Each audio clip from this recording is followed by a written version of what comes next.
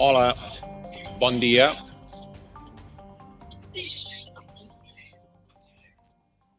Molt bé, escolteu, bon dia a tothom, benvinguts al Fòrum de Recerca. Em toca presentar avui la sessió i ara doncs, passaré a l'anglès. Bon dia a tothom.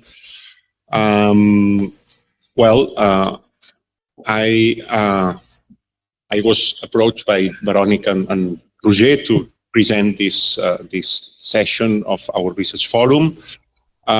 So I have the honor to introduce our colleague, Roger Soler Martí. He has been here now for 1 academic year. Yeah, September last year. And during this whole time, I totally ignored his CV. So I feel now guilty because when he sent me the CV, I was surprised and impressed by all this information that I totally ignored. We became friends, I think, during this year. But Roger is a very, let's say, quiet or humble person that didn't want to share this information with me until I forced him to see his to show his CV. Roger works on the topic that is today's presentation, so youth, generations, but he has also worked on many other topics like social movements, environmental issues, and public policy in general. And I said that I was surprised because if one reads his CV, this is not, let's say, I don't know how to say that, but an orthodox academic Ivory Tower, Torre d'Ivory CV, but a very rich one, and it's full of transitions and, let's say, simultaneous situations in which Roger was in the academic world while he was also working in the real world, in the empirical world, not in the positivist sense, but in the real sense of a true practitioner. So he has a long trajectory as a practitioner, first at the Consell Nacional de Joventut de Catalunya, and then at the Generalitat de Catalunya, the Catalan government, always involved into public policies on youth and social movements and young people. But on the other hand, he has also a long trajectory in the academia as a scholar. He obtained his PhD at Universitat Autònoma de Barcelona in 2015. And then he was Juan de la Cierva, fellow, researcher, then Maria Zambrano. So he obtained these competitive fellowships, and he has published a number of articles that you can find in his CV in very prestigious journals, City, Culture and Society, International Journal of Social Welfare, Journal of Youth Studies, and many others, Social Movement Studies, and so on. At least to me, the most interesting aspect of this trajectory is this mix, first of the academic analysis and science with the empirics of it, and with a real experience of being a practitioner and an analysis of the reality of these public policies. And Roger has been able to do it through a very plural from a very plural perspective, using qualitative methods, but he developed his thesis from a very quantitative perspective, using very quantitative approach.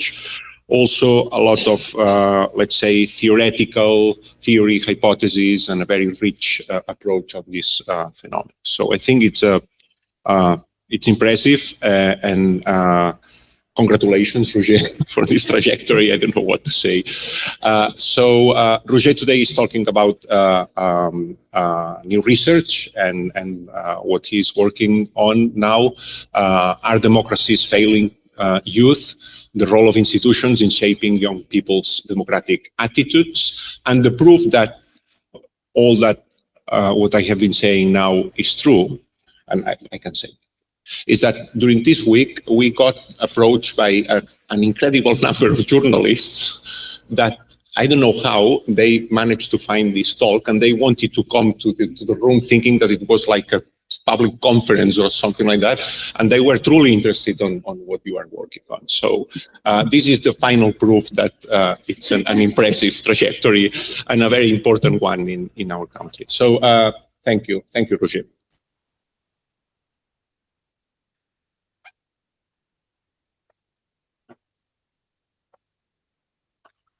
Well, thank you very much, Mark. The better thing you will see today from me is my decision to select Mark as a host for this session, because, well, you have done a very kind and generous presentation. So thank you very much.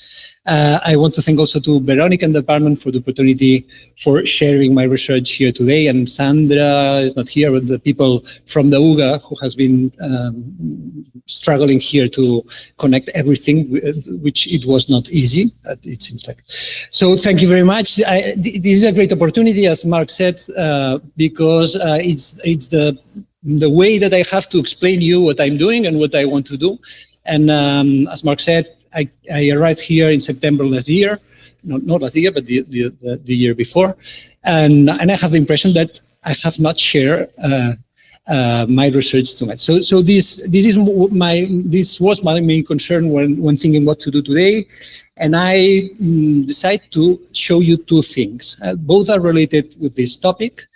So these two things that I'm going to show you are related, share the same, let's say, the same research area, and even I would say the same research gap. But they are also very different in their form. One is a published paper, very qualitative, and the other one is just a research proposal, which is a comparative, quantitative research proposal. So this way I show you what I do in terms of my field of research, but also my methodological orientation that, as Mark said very generously, is quite broad. I'm not an expert in anything, but I touch many things, okay? So, as Mark said, my research field is the intersection between political science and youth studies. And in this field, there is a great concern, which it's not only academic, as we saw in the session today, that we're also journalists interested in, no? But this concern between the relationship between youth and democracy. This is quite interesting for academics and for social political discourse, because there is an assimilation between youth and future. So when we are asked questions about the relationship between youth and democracy, we all are thinking about the future of democracy, which I'm quite critical about this association, but this is the point. So there is a particular interest on this relation.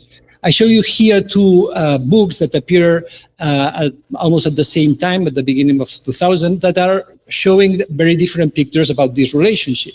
Robert Putnam, in his Bowling Alone, he draws youth generations are as individualistic, that are not interested in sharing the more communitarian and social sphere, and this has an impact on declining social capital, and this is a threat for democracy. Okay, this is the picture that Putnam shows, but at the same time, 1 or 2 years after this book, Pippa Norris published this Democratic Phoenix book, where she explains a completely different story, where young people are seen to be the ones that could reinvent and renew democracy through new forms of participation and through new forms of engagement. And this is interesting because the debate in the relationship between youth and democracy has circulated in these two different ways of seeing this relation.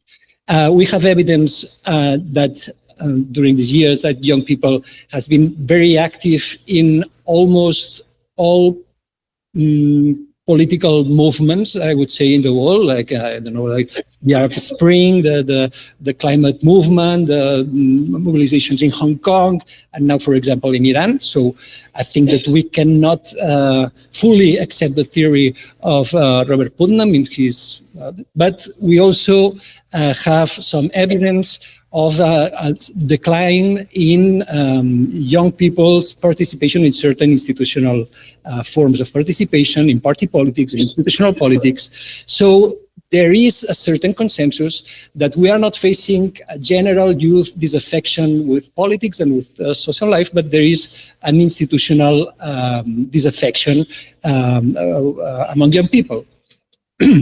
Among young generations. And this is relevant in terms of democracy, because we know that democracies need political support. Okay, so now I'm going to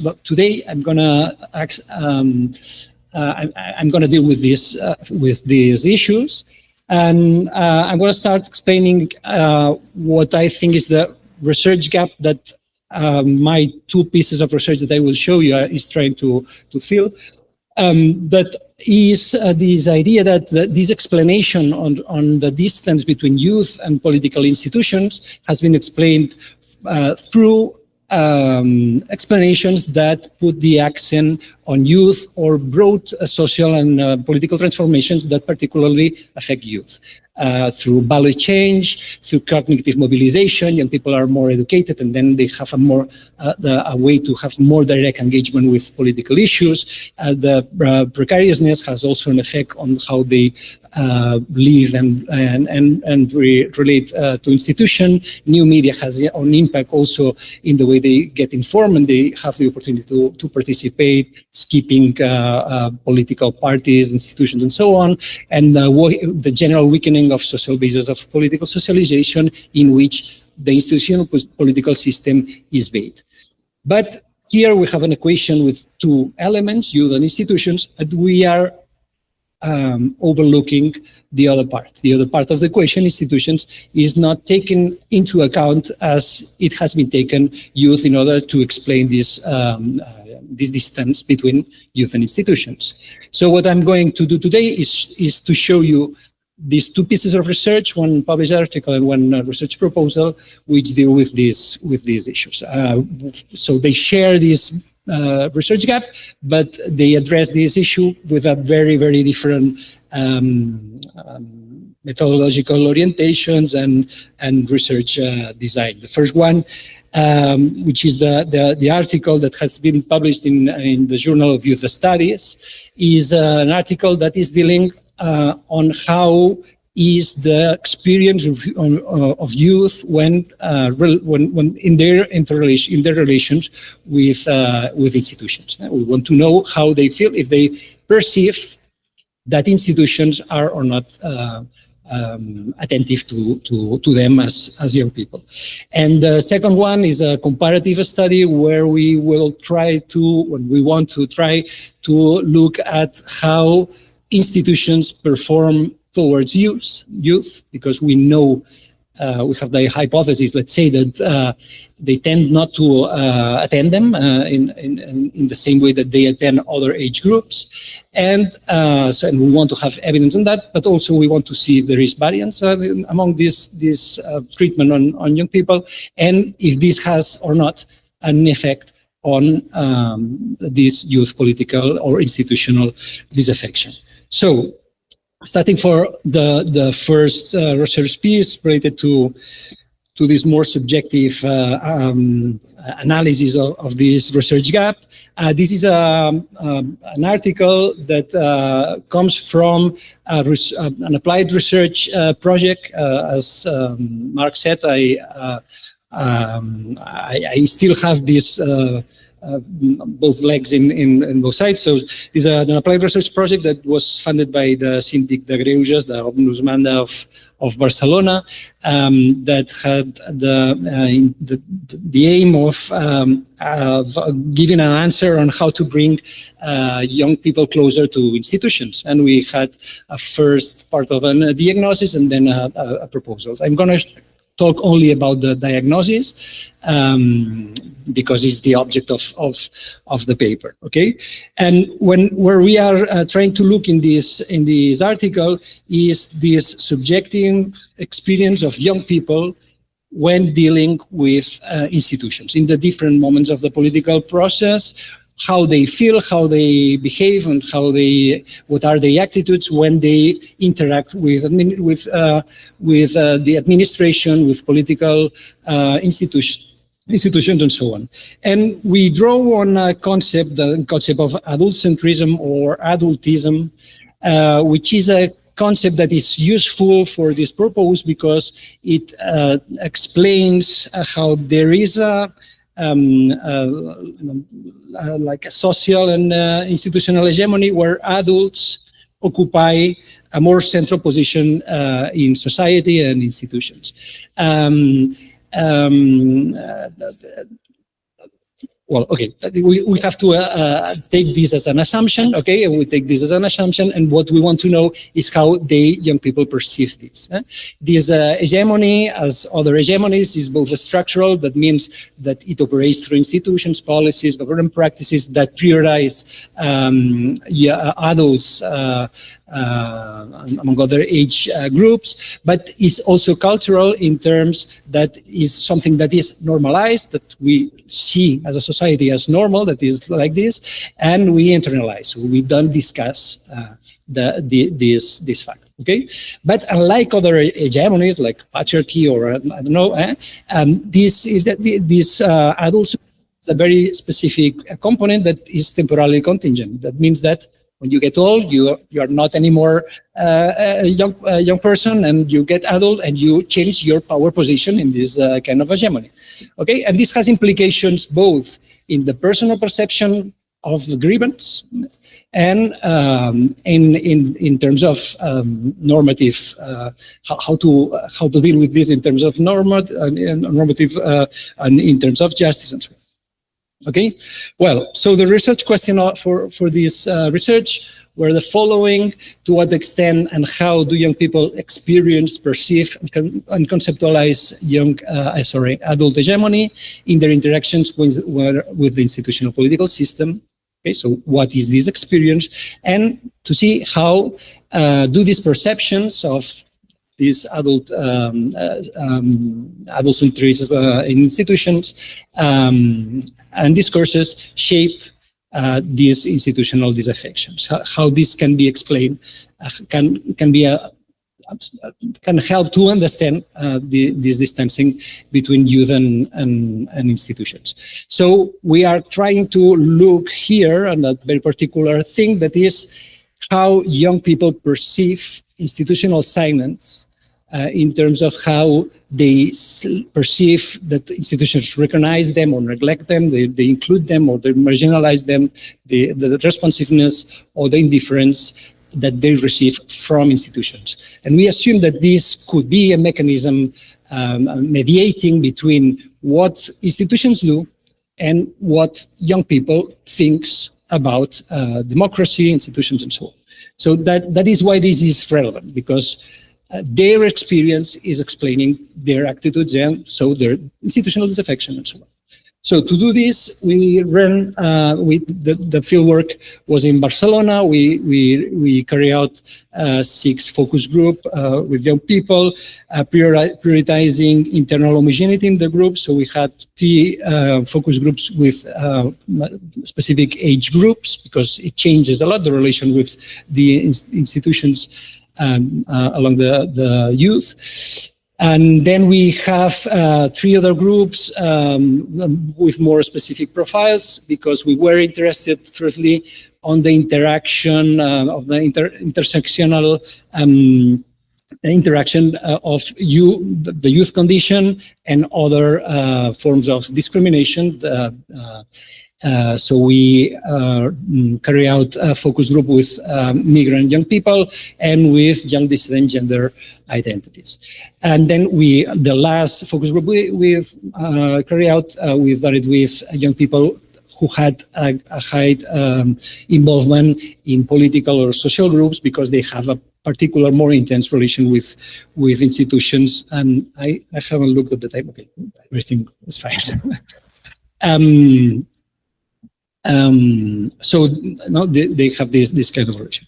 And what we look at these focus groups is try to understand how young people experience and what are the discourses that appear when they talk about their interactions with institutions in three moments of the political system, in the input. So how they perceive if they are heard, no? How they perceive the capacity of intervening in the institutional political system, in the political process itself, how they interact with administration, and in the outputs, how they assess political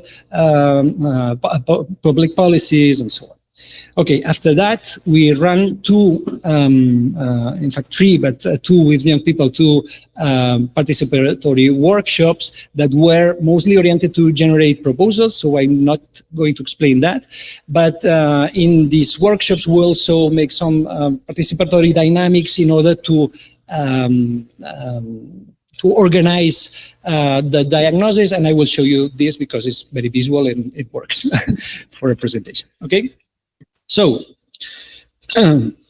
our coding strategy when we want to analyze the focus group discussions was not an open coding strategy, but we were very focused on trying to identify forms of institutional adultcentrism perceived by young people. And this means that we only code this. Okay, so there is material that is not code, but we were focused only to identify the nature of this phenomena. So we were really focusing on that, and in order to identify what is institutional adultcentrism in terms of perception, we follow these two conditions. The first one is that these discourses should be related to experience, opinions, or feelings in interaction with institutions. That means that in the discourse there was discussion about their interactions with family, in the workplace, or in civic organizations, in relation with their condition of young people, but we did not code this. And the second condition was that we code only references that direct or indirectly refer to adult hegemony, so that when they talk about institutions, they talk about the condition of youth. We did not code general complaining about administration or bureaucracy and so on. Okay, the result is that in terms of coding is these 24, 25 codes where that were organized deductively by these inputs, political processes and outputs that I've already explained. But what is interesting in terms of why I show you this is that it inductively appear this other dimension of classifying this related to the level of affective, attitudinal, or behavioral relation. That means that this institutional adultcentrism appears not only in a way of opinions or behaviors, but it has this very transversal nature that appears in every of these dimensions. Okay, regarding results of the focus group, well, in relation to the first research question that was intended to identify how young people perceive this institutional adultcentrism, we conclude that this peripheral position of youth in related to institution is widely perceived by young people, and it appears in a very natural way when they discuss on their relationship with institutions. Second idea is that it is transversal. No, we have shown this in the coding. No, it affects in all these different moments of the political process and at these different levels: affective, attitudinal, behavioral. Another conclusion is that this perception, it persists among time. There are differences on how young people explain their experiences with institutions. They talk more about that they are not being heard, the lack of voice, the infantilization, while other people put the accent in, for example, in the lack of policy prioritization in certain fields that are relevant for them. We conclude also that the intersectional inequalities intensify institutional distancing. That means that those groups that accumulate more access of discrimination feel more distant from political institutions. But it was particularly interested the group of migrants, where it was particularly difficult to talk about their condition of being young, because the main feeling that they had regarding public institutions were that they were discriminated because their migrant or racialized condition. So this kind of hide the effect of being young. Okay. And regarding the second research question, is that intends to explain how this can affect youth political or youth institutional disaffection. We have seen that young institutional adultcentrism leads to a certain assimilation and then a distancing from institutions, but it can also lead, in certain circumstances, to a certain reaction to that. The awareness of being discriminated, let's say, can generate some kind of political agency. Okay, and this happens particularly when adultcentrism is not normalized and internalized, but is criticized, and young people are aware of that. Okay. Well, these are the results of the workshop, and I explain you a little bit what it would consist. This was a workshop oriented to proposals, but we firstly debate about the problems that emerge in the focus group. So we first give a list of problems that we take from the previous discussion in the focus group, and we run this participatory action technique, which is called participatory flow chart, where we ask participants to identify, to place these problems in terms of more difficulty or less difficulty to being addressed, and we ask them to discuss, and through consensus, establish lines of causality between those problems. Okay, and this is what you have here. Here it's a bit difficult to look at that, but here are the results of both workshops, which works pretty well because we find pretty similar results in those. Okay, but the relevant point here is that in this technique, it tells us that those problems that are that emit more causal arrows are what is called a critical problem. So that are problems. The red one, no, that you see that there are a lot of arrows getting out from there. So these are critical problems. That means that they are problems that are at the basis of the conflict that we are analyzing here. Okay, while those problems that receive more causal arrows are problems that are more daily experienced by the people affected for this particular concept. So conflict. So we see here that the basis of the problem is that this is the result of a discussion of young people after talking a lot of time about that. The main problem here is that institutions don't think about youth and that they don't see youth as an equality. Okay, and what young people perceive the most, is the other way, is that young people see institutions as not useful for change. Okay, so this is like the basis of the problem, is that they think that institutions don't think about them, and the result is that this is not useful. This is telling pretty interesting things about how institutional disaffection works. Okay, so the conclusion is that institutional adultcentrism provides a theoretical lens through which to interpret youth institutional disaffection, and this is the point, as a direct reaction to institutional signs. So there are signs that are sent by institutions to certain collectives, to young people, that are telling them, that are generating some kind of reaction, okay? Well, we also, as I told you, see that this distance not only produces withdrawals, it can lead to mobilization, and in certain circumstances where there is awareness of this discrimination, and there are mobilization agencies that help to channel this this feeling of grievance. And there can be some generational agency, so some kind of mobilization through this main idea of age. Okay.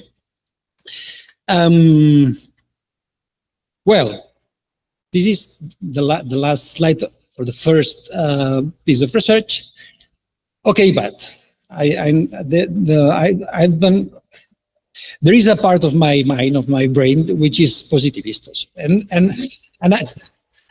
when I look at my own results, I say, okay, but and I know that some of you are thinking this. You are very kind, very friendly, but I know that some of you are thinking, okay, this is, you are showing just that young people complains about institutions, but farmers do, or everybody complains about institutions. So this positivist part of my mind asked me to ask for a research for funding for a research proposal, which is what I'm going to try to explain from now. Okay.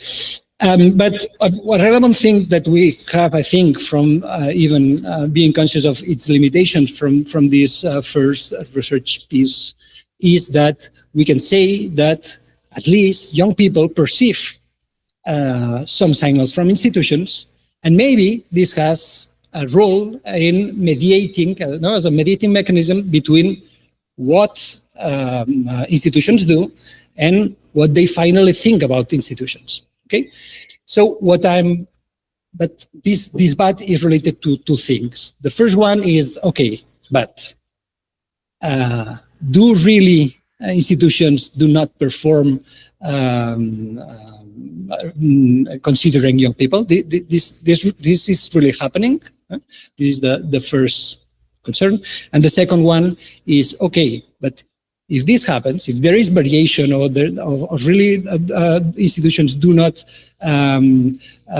perform considering young people, does this has a really effect on their democratic attitudes and on youth political or institutional disaffection?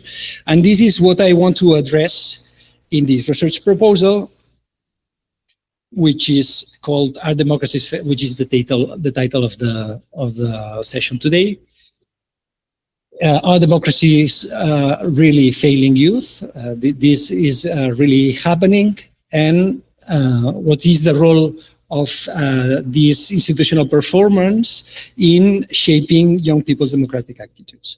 And this, well, is a comparative, all-white, multi-level research proposals who are very different research strategy and with very different methodological and epistemological basis. But it is addressing the same research gap that tries to explain what is the role of institutions in this distancing between young people and.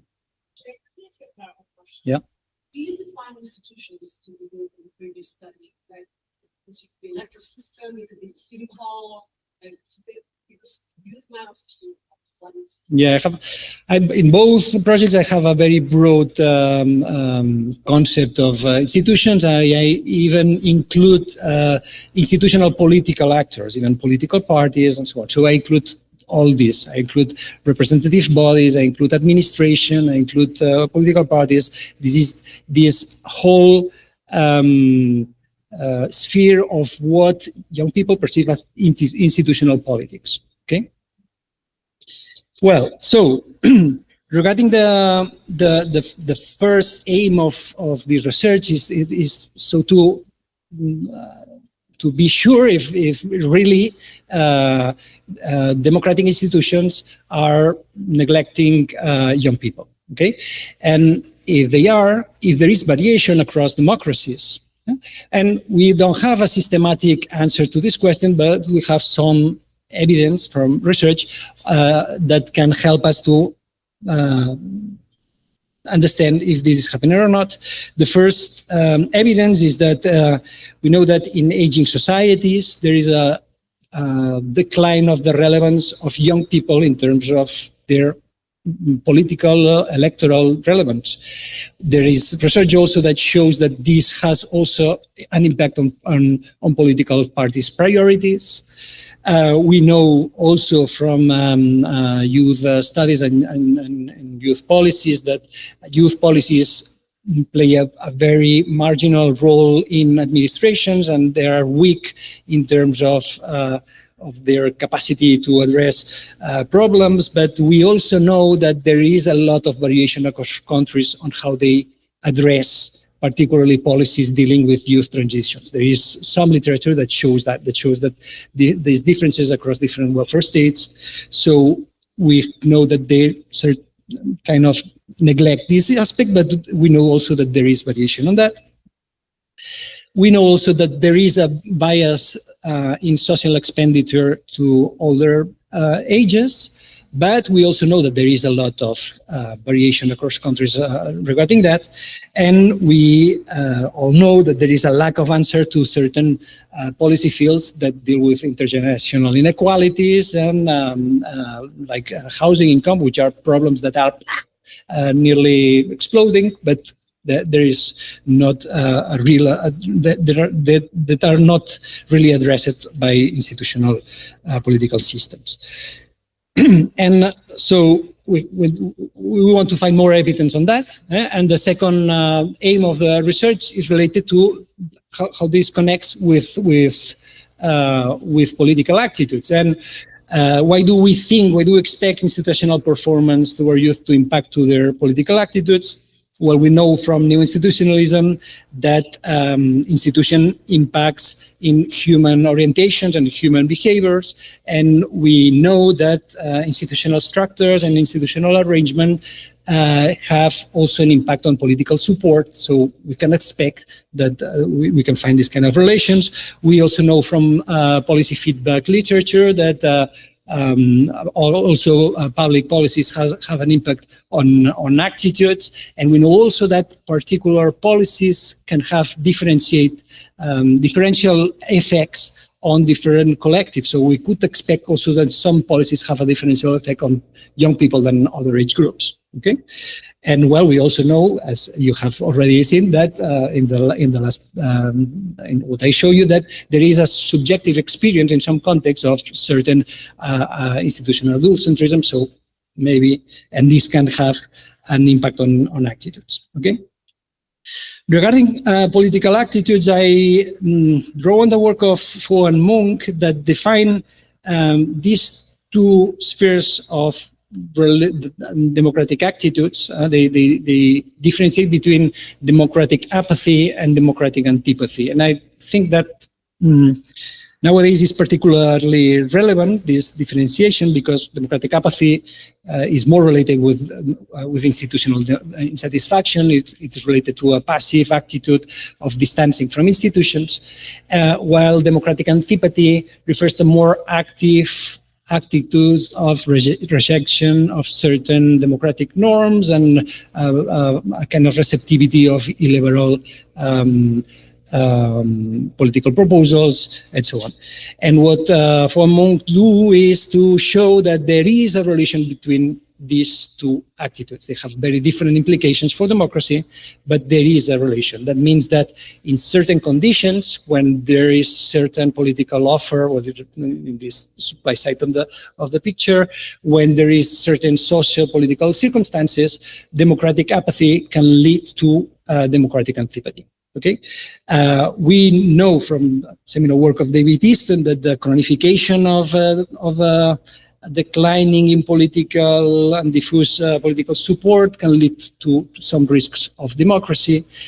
So this is a quite relevant issue, and we have very recently also evidence on a growing, appears a quite consistent process of growing receptivity, particularly among young men, of these messages. So it is important to address these issues, and it is important to differentiate these attitudes of democratic apathy and democratic antipathy.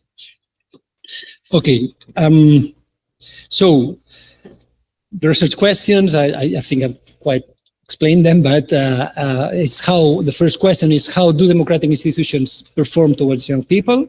And the second one is, how does institutional performance towards young people influence young people's democratic attitudes? That includes democratic apathy, but also democratic antipathy. Okay, I think this is interesting in terms of understanding the drivers of these political attitudes, understanding the drivers of political disaffection, understanding the drivers of the emergence of this democratic antipathy. But it is also relevant in terms of showing that these processes are not only a result of big social changes that affect young people, but they could also be a consequence of democratic performance. So if this is like this, institutions, democracies can do something. If this is only the result of big social changes, that is more difficult. So it has also like an actionable dimension. Okay. This is just an attempt from here. This is all, I guess, to you to just jump in and say, oh, what? Okay. But this is just a first attempt to be more clear in our main concepts and to create a more clear and operationalizable concepts. In our independent variable in this case would be this idea of institutional performance towards youth, which I define as the arrangements, the structures, and policy outputs through which democratic institutions and institutional political actors, answering to the question of Veronica, recognize, integrate, and respond to young people as political subjects. Okay, and these include elements related to the input of the political system, institutional openness, participation enables and barriers of the political system, youth representation in institution and political actors, but also the outputs, no? The age orientation of public expenditure, the salience of certain policy fields which are relevant for youth, or how youth policies plan within each country. So this is a bit the first attempt to try to be more concrete in what we will try to look at. And well, here I put the definitions of these two concepts concerning democratic attitudes. Democratic apathy, as I told you, is a passive disengagement from institutional democratic, characterized by weak attachment to democratic institutions without an explicit rejection of democracy, while democratic antipathy would be a more active rejection of illiberal with liberal democracy expressed through support for ideas, leaders, movements, or institutional alternatives that undermine democratic norms. Okay, well, this is just an attempt to, because if someone of you have a suggestion on how to treat this concept, I will be very happy. Okay, concerning the research strategy, the proposal is to conduct a large and comparative strategy. So the main task, and I think the main contribution also of this project, would be to build a worldwide data set, gathering information at the country level regarding institutional performance towards youth, and at the individual level to gather information on individual attitudes, okay?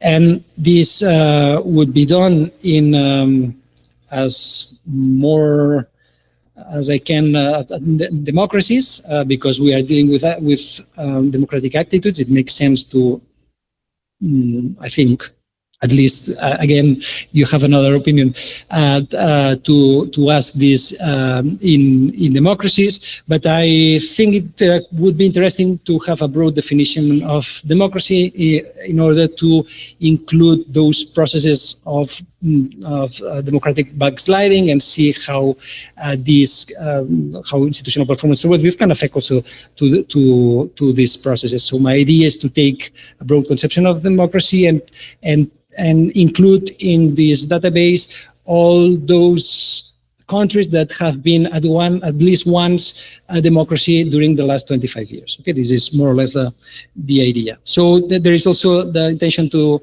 that this data set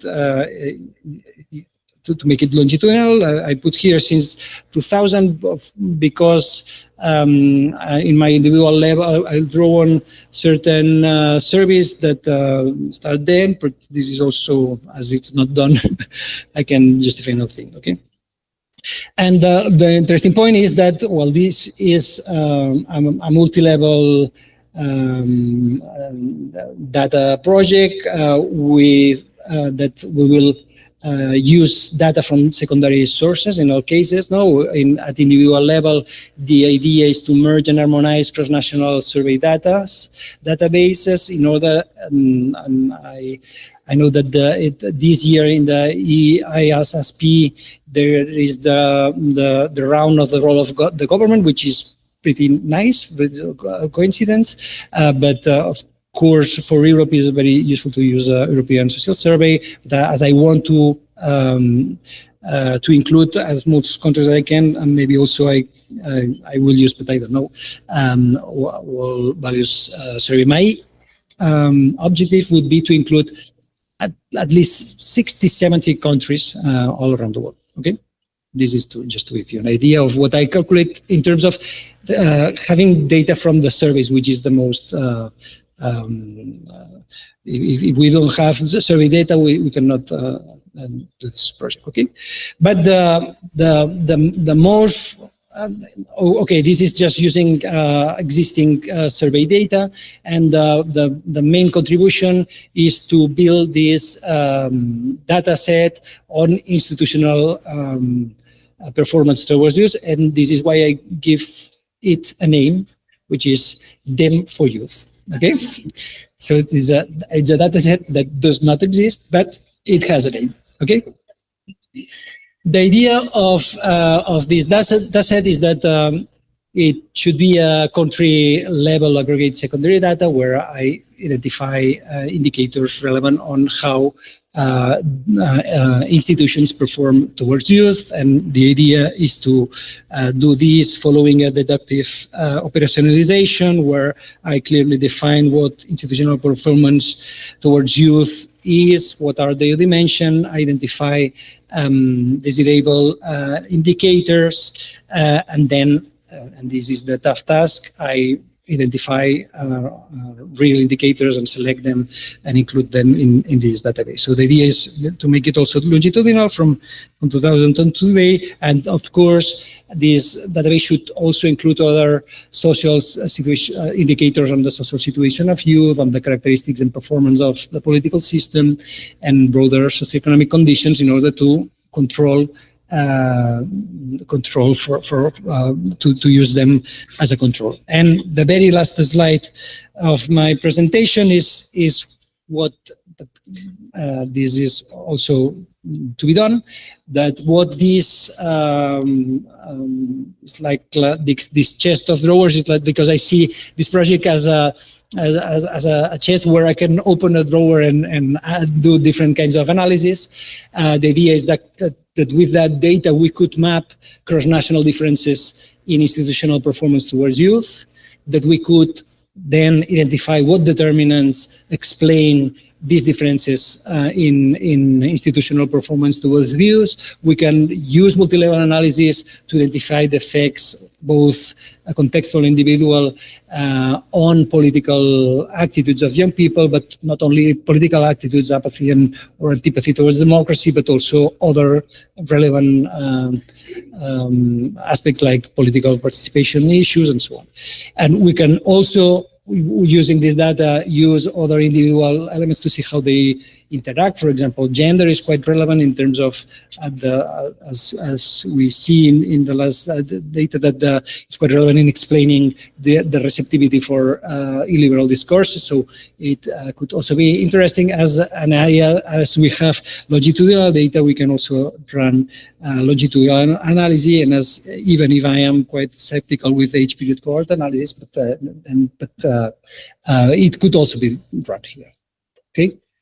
And thanks.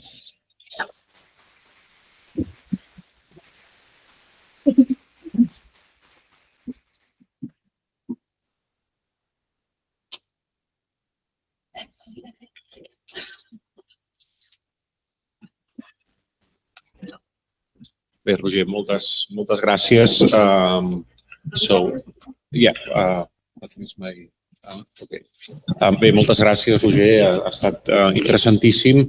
Thank you very much. I said that the final proof of this interest and the importance of this research was the interest by journalists. But now, after this presentation, I think that it's also our own perception, a collective perception. I'm not capable now of offering any clever question on your research design and your published paper, but I have I'm curious about your point of view of the whole situation, and I would like to ask you to expand a little bit more your perceptions or your knowledge about this recent trend that you just mentioned in your presentation about this growing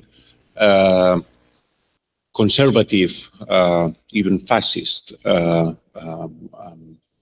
trend among young men that is already observed in many surveys. You mentioned that this youth, let's say, apathy has always been there or had always been there, that this is something that we already knew, but that what has really changed is this really worrying effect or trend that it's recent and that we have already observed. And I wonder if you have an explanation or a potential hypothesis, and more precisely, if you think that this is like a life cycle effect and it will fade away when these people will grow up and they will become adults. Will they be adult fascist or they will become adult Democrats?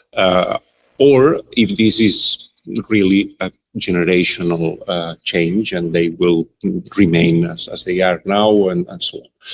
I would like to hear your hypothesis on that, or if you could expand a little bit more on that. Thank you.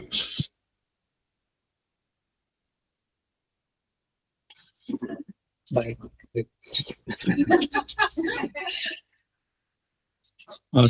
Well, miro yo? Okay. Well, thank you, Mark. I don't have the answer of this question to this question, and this is why I will ask for this. But I didn't told that this project is a proposal that I already sent to the project of the Generación del Conocimiento.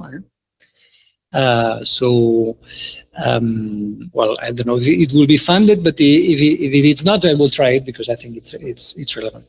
And I think we with this project we could get some information to have a clearer answer to your question. I know that you are only asking for my opinion on that. So I would say several things. The first one is that when I first I've been working on young people from some years, and when I see the first journalists talking about the recent phenomenon in youth, I wait. Okay, this is my first reaction. So when they start talking about the receptivity of particularly young men to this kind of discourses, I waited. But I think I've waited enough, and there is enough evidence in different countries where young men are adopting more right-wing and more activities of the receptivity of these these kind of political offers.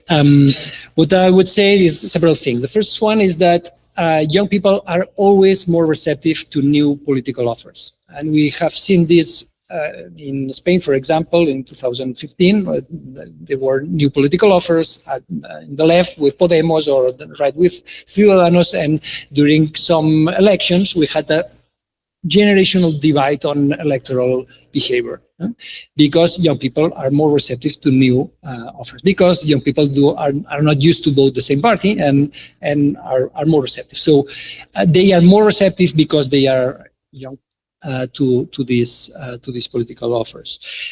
Why this is in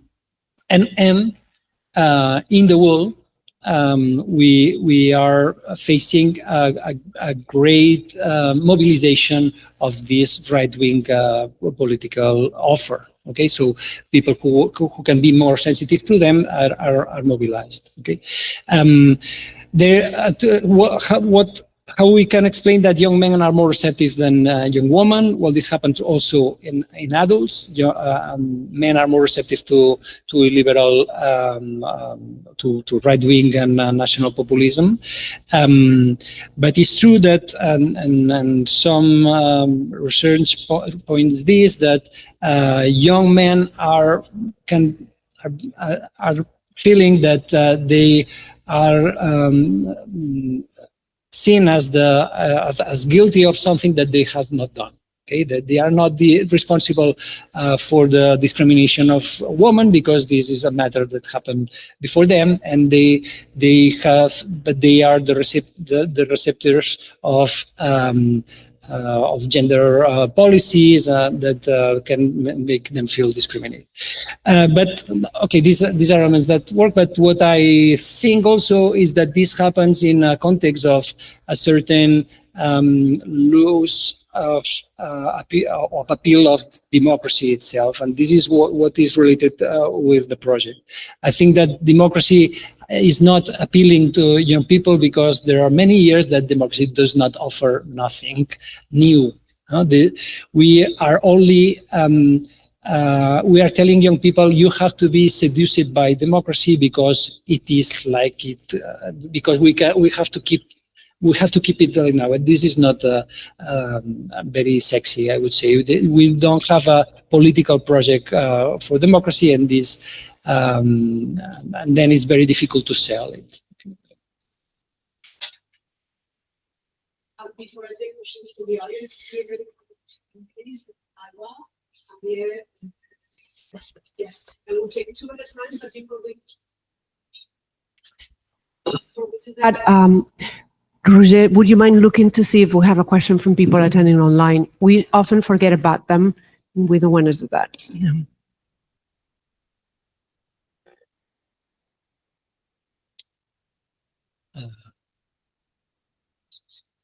No.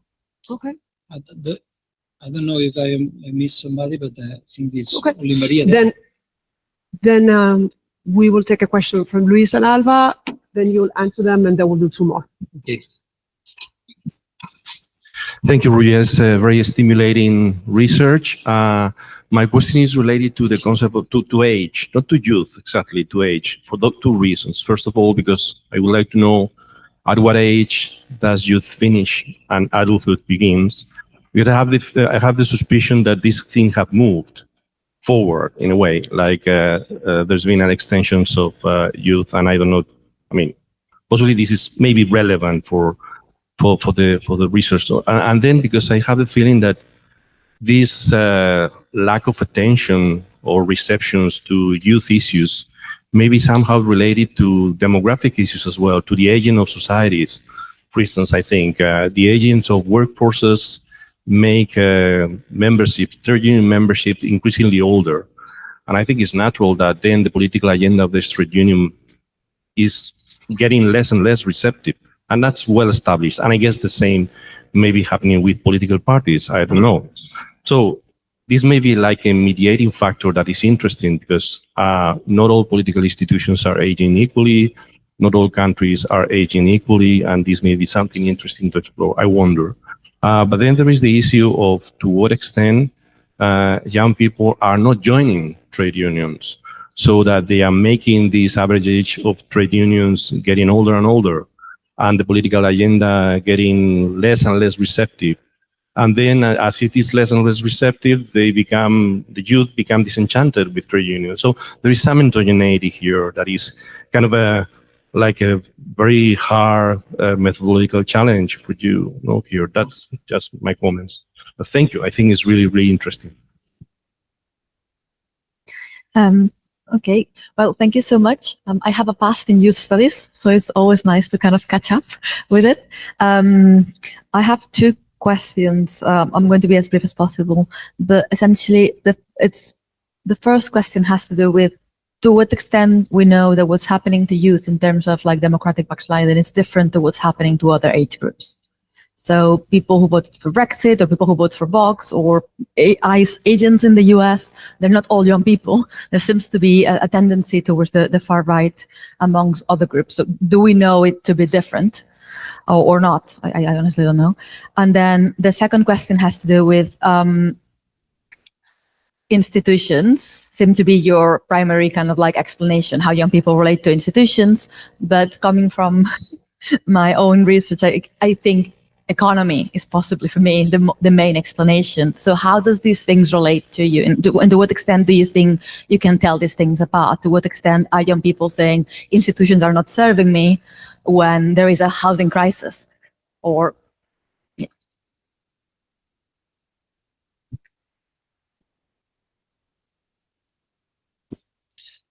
Okay, okay.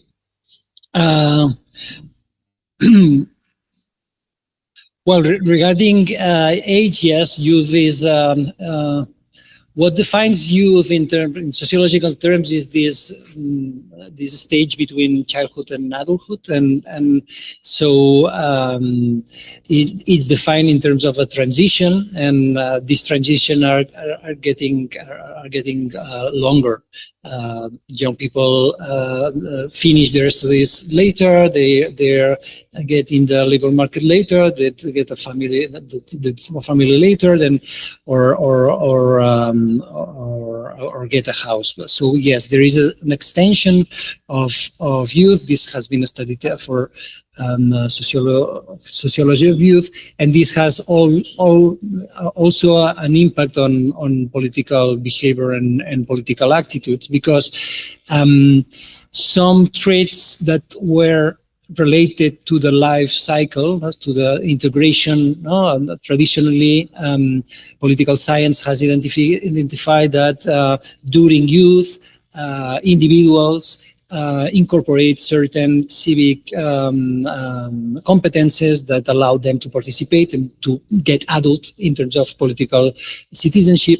And this life cycle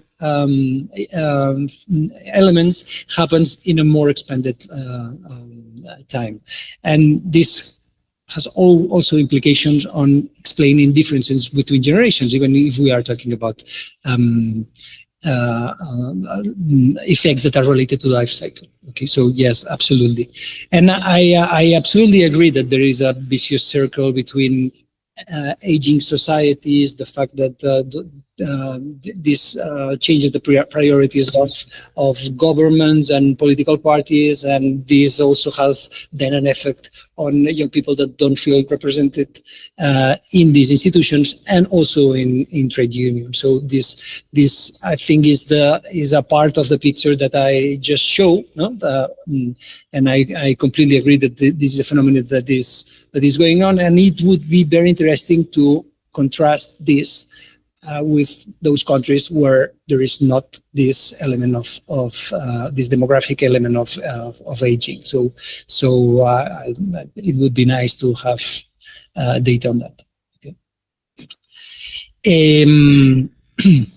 and Alba, yeah, regarding the role of youth, the particular role of youth in democratic backsliding processes, it's quite early to know what's happening. Because, for example, in Brexit, you mentioned Brexit. In Brexit, young people vote clearly for remaining. So, and we, in the first literature that talks about cultural backlash, identifies older population in line with this. So this is changing. It seems that it is changing, but I think that we still don't have enough time to know exactly if this will remain or not. But I'm sorry, but I don't have a clear answer on that. And its economy is stupid. I agree. I completely agree. But well, my question here is who rules economy? No, but I mean, institutions do have a responsibility on which kind of economy we do have in countries, no, and this is relevant. But of course, it will have an effect. But what the idea of the project is, and of course, this will be necessarily a control variable, no, in our analysis. But one of the ideas of this project is that well, if we find that institutions do really have something to do with how young people feel or what are the attitudes of young people regarding democracy, then there is something to do right now. They just change how the institutions behave, and we can start getting a reaction. So we'll take the next two questions, which I'm going to pass the microphone to Javier and then Beatriz, and then the next set, which will be Clara. She's gone. So then it will be Javier and Clara, and then you'll be the first one of the second set. Thank you, Roger, for the super interesting presentation. It got so much my attention, and I'm really looking forward to how it develops.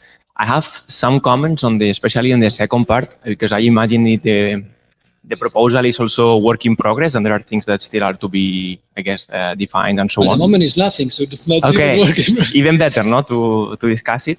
And yeah, like I just have like a couple of comments on some aspects that I think could be like further refined. First would be about the fact that you treat institutions, is aligned with Veronica's comment, that you treat institutions in a, maybe in my opinion, maybe in a too broad way, in the sense that you're mixing different experiences that individuals might have, even based on differences by age. I imagine that the experience with institutions that a 16-year-old have is different from the one that a 35-year-old person has, in the sense that 16-year-old person might be thinking of the educational system, whereas that 30-year-old person might be thinking of, I don't know, labor market opportunities, housing crisis, as Alba was mentioning. And I think this could be important also in terms of maybe selling the research proposal, in the sense that if you are looking for a specific institutional variables, it would be more strategic to go through specific policies, thinking, or even institutions, but make more clear this distinction. Maybe are we thinking of educational, so differences in in education policies? Are we thinking of differences in electoral systems? So these differences matter a lot on also how the people will experience afterwards the relationship with the institutions or policies. And this is also what policy feedback literature would tell you, I think, which also what you mentioned also. I saw the reference of Kumling, because I read very similar literature, and I think his previous work was on specific welfare policies and how the experience of the people within them matter to understand their attitude. So I think this point on specific policies matters a lot. Mm-hmm. And related to that is so I really like the literature on the politics of welfare reforms. And there's this distinction that this literature draws on the rise of the second dimension of political dimension of conflict. So besides the relationship between market and the state, whether people want more intervention or less, there is the issue of more cosmopolitanism or more particularism. And there's this literature, growing literature, that tells us that young people are more leaning to vote or to align their political preferences on the basis of this second dimension, even to the point that being left-wing or being right-wing doesn't mean so much nowadays for young people wanting to be willing to have more state or more market, but rather being more cosmopolitan or more particularistic. And I think this matters a lot to your whole story, in the sense that you mentioned as one of the potential causal explanations this generational precariousness. But precariousness could be both material as well as perceptual, right? Could be a perception of how the youth are being treated by institutions, by the market, by the society overall, no? And I just wanted to mention this literature to you because I think could be relevant to maybe try to fit these age differences on the frame of the rise of this second political dimension of particularism and cosmopolitanism. And just to finish, sorry if I'm thinking too long, it's on the dependent variable of your research question, because you mentioned two things. You mentioned maybe studying apathy towards democratic norms. With this concept, I have no problem. I think it makes super sense. But with the concept of antipathy of democratic norms, I'm not. So I think that's kind of, it looks to me a bit very like how you say, a big step, no, on how to operationalize this antipathy. And I'm wondering, would it be interesting, as also the comments on the journalist and everyone is telling you, to look at how young people vote, for instance, like instead of so with apathy, I understand we are studying democratic norms, but with antipathy, isn't it more a story of voting behavior or political attitudes towards specific policies and so on, rather than antipathy, which seems to me a bit of a construct that is a bit difficult to justify? But it's my comment. Yes. Well, no, it's more comment. Like, No. This is. Yeah, but go ahead. Sorry, yeah. No, Javier, thank you very much, because you have really go to concrete aspects of the project, which I really appreciate. And this is just the first interaction of a wonderful relationship, Javier, because you have said things that that are in my mind. So thank you. I see that I agree. This is just I've showed here the big picture, but the idea is that this the main proposal of this project is to build a database which would include not only a general indicator of institutional performance towards youth, but it should include several dimensions, including specific policies. So the idea is this could allow us to check those more specific elements and hopefully find which is the key in explaining how institutional performance have an effect on democratic attitudes. So I completely agree. It's just that here I just show the whole idea, and this applies also for the second question. The idea of democratic apathy, it should be operationalized with more concrete indicators of political attitudes, and the idea of democratic antipathy, it should also be concretized with that. But I think on indicators about ideas, with illiberal ideas, but also indicators related to voting behavior. I completely agree. And on illiberal political proposals, and so yes, this is the and also the acts between cosmopolitan or national or particular ideology could be also a dependent variable of what we are looking at. So yes, I thank you very much for your interest.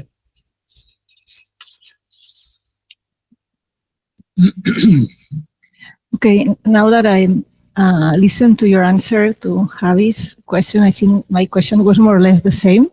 So just in case, I was thinking in this database you want to create, when you say I want to have indicators of the performance of the different states when it comes to treating young people.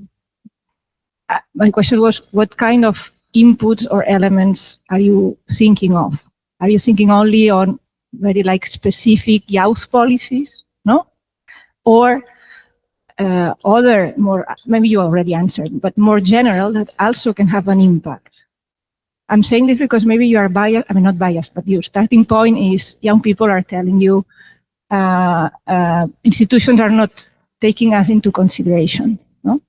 Directly or specifically, or they don't have us in mind. Okay, maybe not specifically, but general policies or the general welfare state level, whatever, has also, maybe if they are not aware, I mean, I don't want to, correct young people's perceptions, but so I would encourage to collect as many indicators as possible of performance and not restrict this to youth specific policies, because maybe they are the key, or as you said, they are not that really the key. The whole reasoning comes from my background on family policies, no? And what are family policies, or what has an implication for families and family formation? Only those named family policies and very specific and usually very poor and with very scarce resources, or the general welfare ones, which truly define what opportunities families face and etc. Okay, so you don't even need to answer, because I think it's but I support the idea.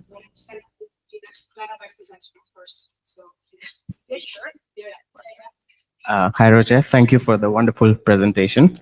So I'm not an expert on youth studies, and I'm not young anymore. But you are. I still teach democracy to young students. So I'm a bit concerned about the definition of democracy for the second half of the project. The first half, beautiful. In the sense that making it broad maybe makes it more complex. At one point you said the country has been a democracy once. So either procedural, which means electoral, or liberal. So either counts. So if the country has been an electoral democracy or a liberal democracy, it still goes in the data set. That's kind of that. So I'm going to make a narrow it down joke here. Like, things have changed in 4 years. We were told to narrow the definitions down, and maybe we can recommend you the same. And since you want a worldwide approach for this data set, because we have to really take that as the center point. Either it's a data set for all liberal democracies in the world, or it's a data set for democracies in the world, which might not be dictatorships or autocracies in their procedural or electoral form. So maybe keeping it as the procedural form works better in this case. Liberal becomes very subjective and may not capture the argument. It kind of becomes like all youth is inherently liberal, kind of an understanding, rather than noting as to how they interact with institutions, right? In terms of the procedural form. I mean, there's many parts of the world that want to live in a democracy as an alternative to maybe a military dictatorship, but are very far from its liberal understanding. So that's kind of like my question or comment, in the sense that maybe the broad definition of democracy, it's a bit tricky. That's why it's a conversation, as you said, it's very early, and that's kind of like my thoughts. Thank you. So if we have 6 minutes left, I'll take disposal, take my answers question, and maybe we have No, very briefly, Clara. Yes, my idea is to include in this concept of institutional performance towards youth is to include a very broad idea of what performance of democracies can address youth, and this include elements of the input in the political system, representation, in terms of output, all kinds of policies that are related to youth. There has been attempts on quantifying the age orientation of social expenditure that include obviously family policies where they are related to young children. They try to identify at what age are each of these expenditures going to. So, of course, yes, the idea is to have a broad approach on that. And the idea is also that this data set should include information on other policy indicators that are not oriented to youth, because maybe the answer is not that, it's not that, and we have to at least control that. So yes, I completely agree on that. And regarding the definition of democracy, this is what I wrote in the proposal. But I have doubts on that, and I have doubts in both sides. I don't know if it would be better to narrow the definition of democracy, or if it would be better to open it even more in terms of,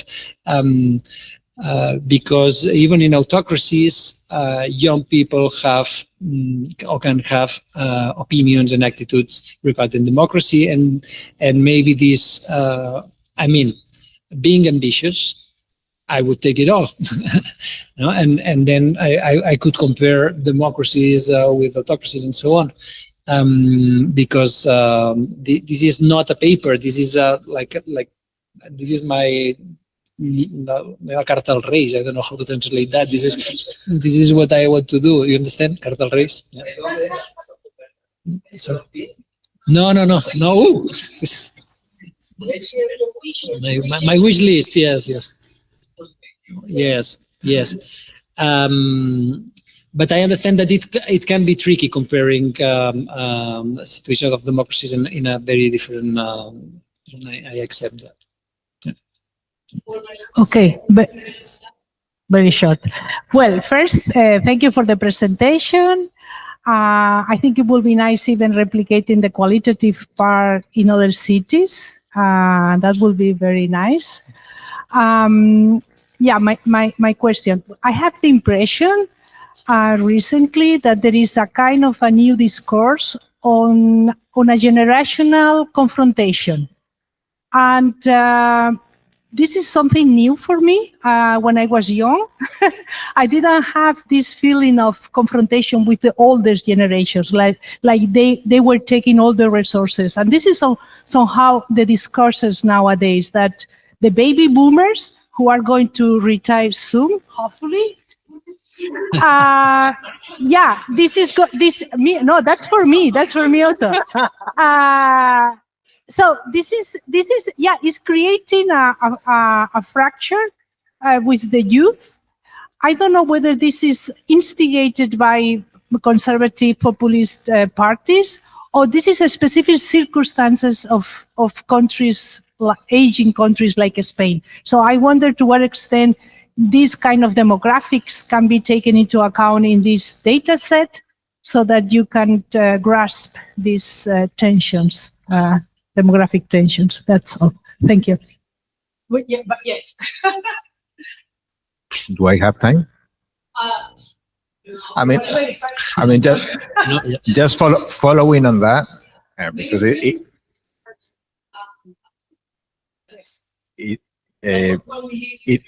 okay. So I go. Okay. Related to that, I still think that there is a problem about distinguishing between generation or cohort and age. And my feeling is that I don't think that the institutions have changed that much related to the youth. Actually, if I think about it, is that they are more aware of the youth and that they treat them much better. So I don't think that's the problem. My feeling is that for your project, it would be probably wiser to expand the time frame to the 90s rather than across so many countries as you want. And just to distinguish, because I think you have an issue about regime, and that's the cross-national. Another one, which is much more longitudinal, which I think is more interesting, that might help you disentangle the issue of generation and age. Thank you. So just some last words. I have only one. Thank you very much. I'm exhausted. So thank you. We can talk about that.